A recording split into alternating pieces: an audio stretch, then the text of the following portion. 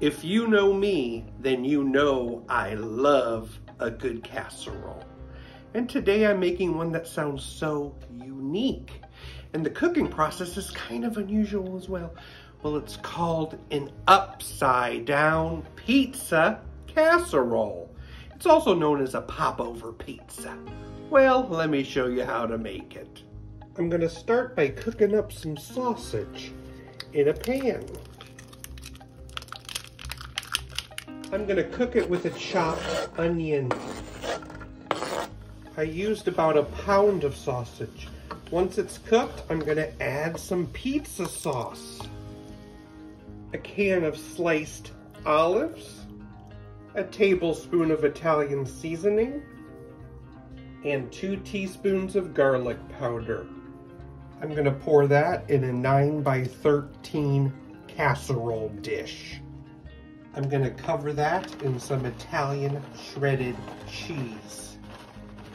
And now comes the fun part. Grab a bowl, add 2 eggs, a cup of milk, and a tablespoon of olive oil.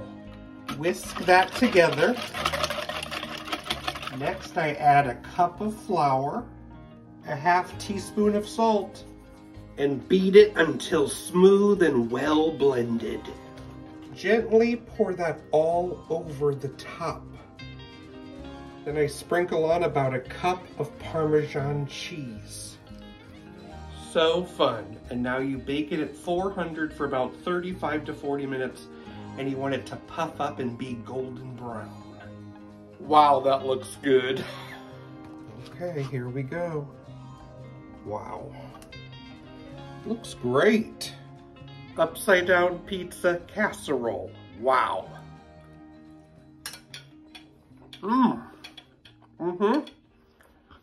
I love it. It's so tasty.